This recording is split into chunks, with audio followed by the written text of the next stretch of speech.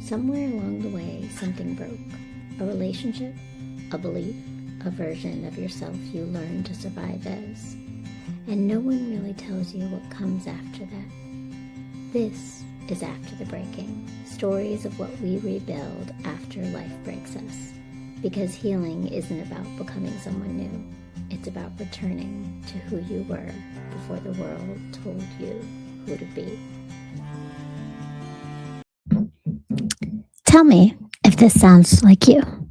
You say yes when you mean no. You don't share your full feelings or needs because if you do, you risk someone leaving, walking away, or going quiet. These aren't bad habits, these are survival patterns. And it's how you probably kept the peace for many, many years. Welcome to After the Breaking, stories of what we rebuild after life breaks us. I'm Marya. And if you're new here, I'm glad you found this. This podcast exists because healing has a part that nobody prepares you for. Not the leaving, not the grief, but the after. The quiet, disorienting, sometimes invisible work of rebuilding yourself when the noise finally stops. Some of these episodes are reflections, some are conversations, but all of them are rooted in one belief. Healing is not about becoming someone new. It is about returning to who you were before the world told you who to be. So if something in your life has shifted and you're tired of performing the being okay, if you're in the season after the breaking, you are in the right place. And all of this is brought to you by my own story of healing and what I've experienced. So if you haven't done it yet, if this is resonating with you, something I said, some of the words, please make sure that you are subscribing, you like this video, share a comment on what's resonating with you. What is your breaking, and why are you at this point where you're ready to take the next step? So, like the video, get notified with the bell, and make sure that you subscribe to Brown Girl Interrupting on this channel.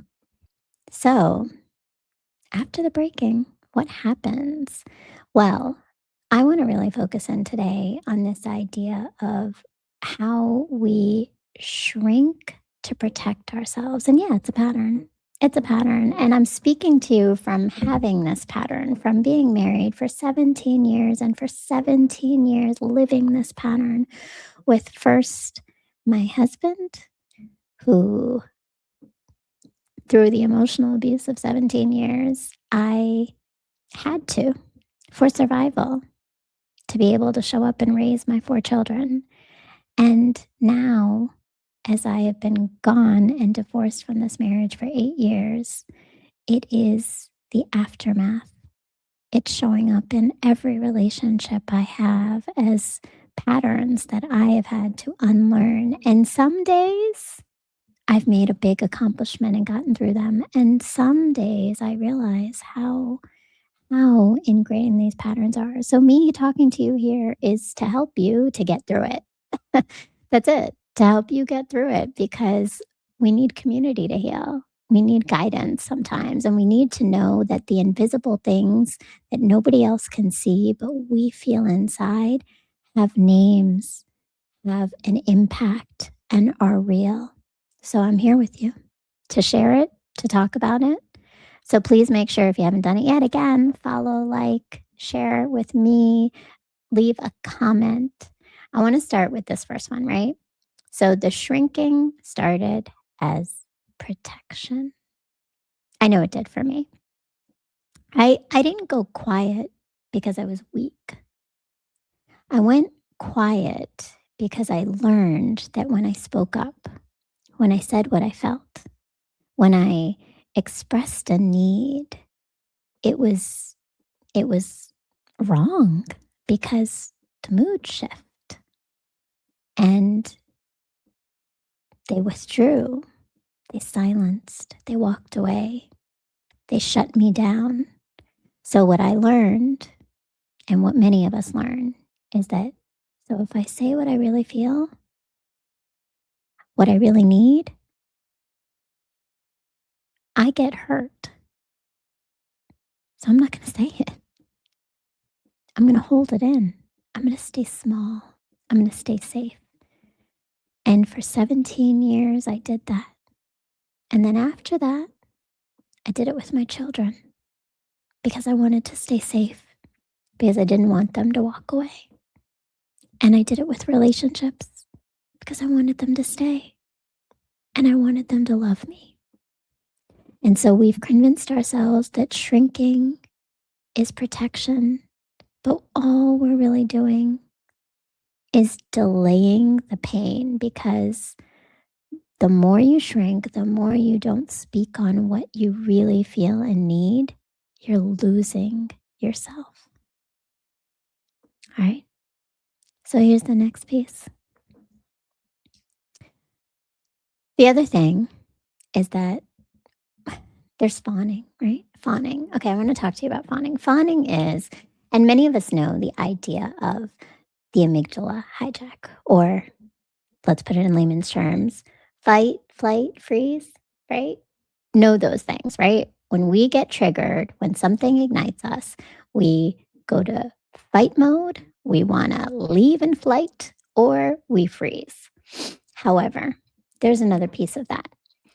Two pieces. One, I want to tell you what we're talking about is the amygdala hijack. And what we're talking about is the rush of cortisol to your brain, because your body, really, it's your hippocampus. And I could be wrong, neurologist and neuroscientist, I'm sure you're going to correct me, but it is a part of your brain that is your reptilian response. It is your immediate ability to look and take stock of threats. People say that sometimes, right? I'm scanning for threats. Sometimes we're not just scanning environment for threats, we're scanning relationships and conversations for threats. Are you a threat to me? And when something is triggered, our bodies tell us something's a threat before our minds do, and the cortisol is released.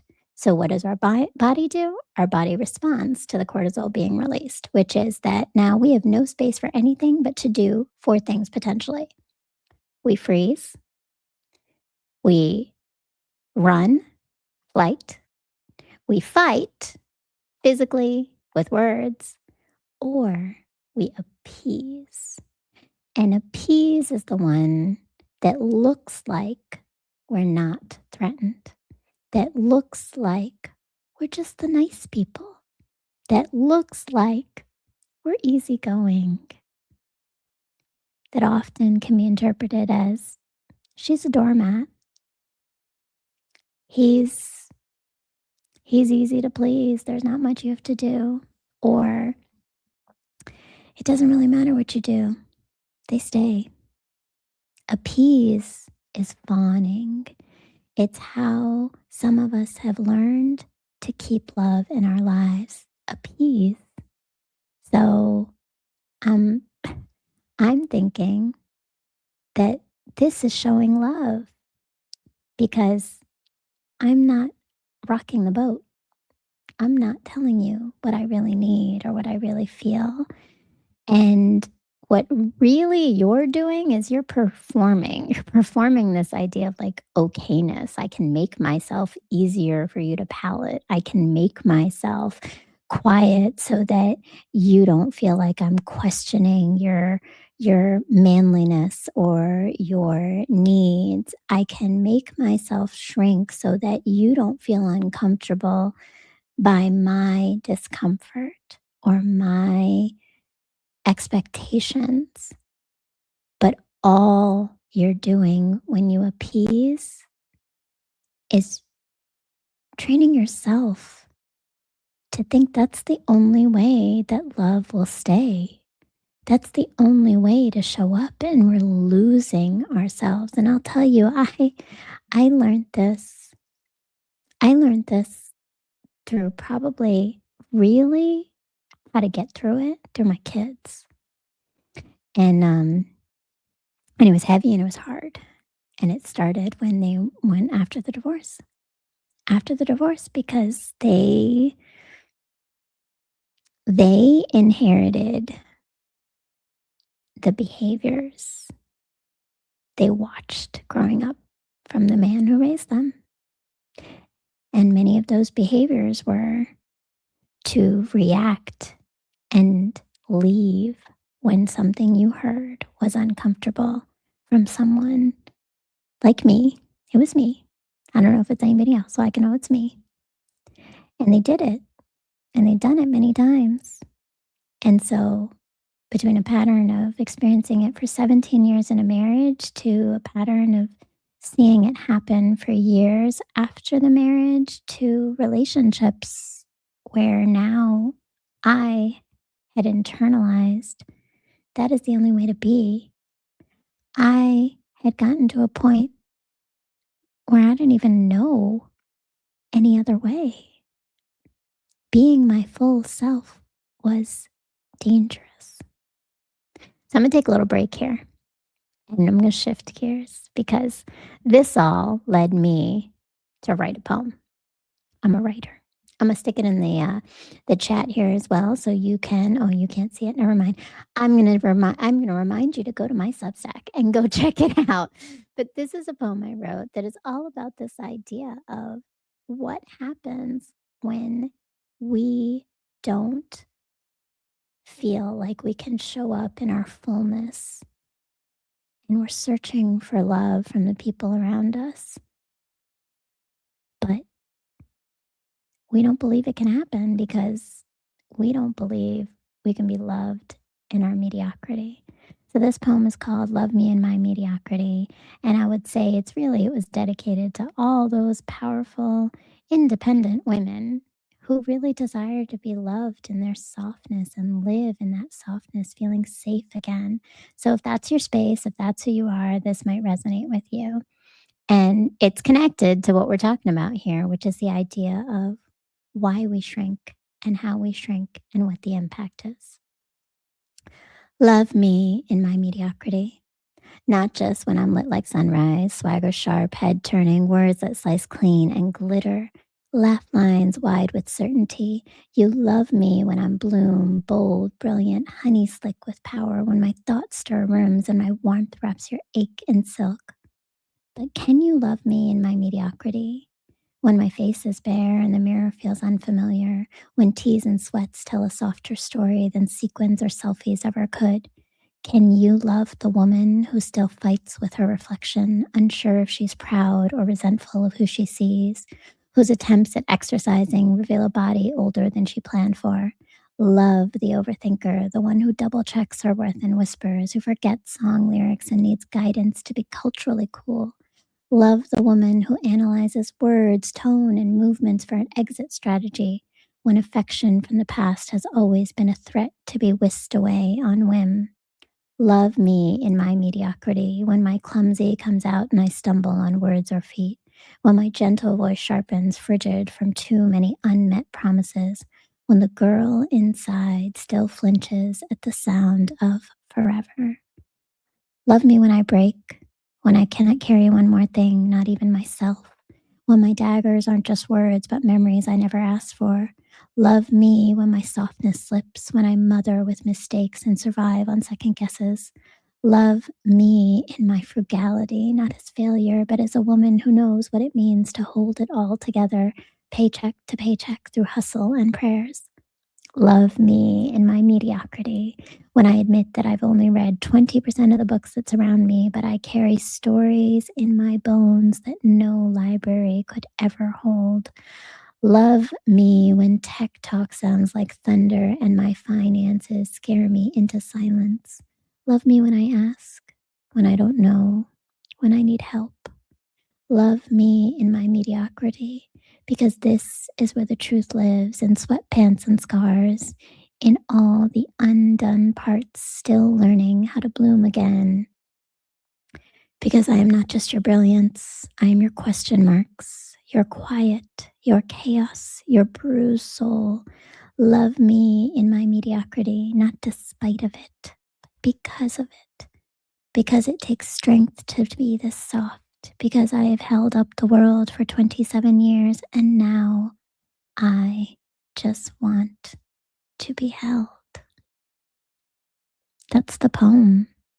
And it came It came from me realizing that these are all the parts of me that I don't feel safe enough to show because I don't know what it feels like when they are all loved. And so to truly be loved in a version of you, it can't be the edited version. It can't be the half version. It can't be the woman that's always put together. It can't be the woman that never says what she really feels and just agrees with others and just gives in or doesn't speak on the things that trigger her or bother her or needs that she needs. So the poem was really about that. It was about this idea that we have to be our full selves and believe that that deserves love. And it starts with us. It starts with us. We are the ones holding on to the pattern. It's not anybody else. Because, yeah, some people are going to love you and all of that. I believe it. I mean, I've yet to see it, but that's okay. Because me knowing that I deserve to be loved in my mediocrity, just like you knowing that you deserve to be loved in your mediocrity, is the knowing of it. It's the believing of it. And one day, someone is going to do that. They're going to love you in your fullness, in your needs, in your fractured parts, in your pain. Because pain comes out in daggers of words sometimes. It's in our bones. And to fully be loved, we have to be able to say the things that are painful for us and say the things that are going to be painful for others. So being loved in your mediocrity, that's like the whole point. That's really the whole point. But it all comes back to self-love. So I brought all this up because truthfully right now, actually just the other day, I started to think about this when I shrink, because I still do. As much work as I've done, as much as I can coach others through this with tools and resources, I still shrink because the scars of emotional abuse are invisible, but yet they're tender to the touch. And the moment someone touches that scar, they remind you that your feelings make them uncomfortable or that your needs are going to take something that they want and they feel is theirs. You might shrink. But what you're going to do, just like what I do, what I'm sitting here doing right now, is take out those reminders for yourself. Take out those tools that I can help you get to, because that's what I do through Empowerment Unlocked, a course that I've developed all about unlocking the empower within us, even after the breaking. The breaking does not need to define who we are and how we are going to move through the world. We get to do that. So stop shrinking. Stop second guessing your needs, because the people who truly love you, every part of you, they love you in your mediocrity, in your fallibility, and you first have to believe that you are lovable in all of those things. And you are, and I am. So today, that was my after the breaking, to remind you that yes, after the breaking, those invisible scars will come up and there'll be moments. And I want to hear, what are some of the things that came up for you after the breaking? What do you want to hear about? What would you like me to unpack in this? Because I will tell you, I have gone through it all. The co-parenting challenges, the raising teenagers and toddlers and grown men and a growing young girl, the relationships, that I started after I have been healing and building a toolbox, and I am ready to share it with all of you. So join me for these episodes of After the Breaking. Join me in my course starting on August 19th for Empowerment Unlocked, where we take 5 sessions of deep conversation in community to build relationships and our toolbox of healing and sustaining that strength that we have inside us by coming home to ourselves and finding our power. And then, if you want to go deeper, let's have some coaching conversations, because one on one, we can get to exactly what your pattern is and start to dismantle it and help you find your way back to yourself. Subscribe, like the video, and share with someone else who you think needs this, because there may be in that space of after the breaking. Make sure you leave a comment and follow me. I am on Substack. I am on, where am I? I'm everywhere. I'm on Substack, TikTok, Instagram, Facebook, LinkedIn. And this is the work that I do, because healing is best done when it's in community. And I want everyone to get the roadmap to finding their strength and their power faster than I did.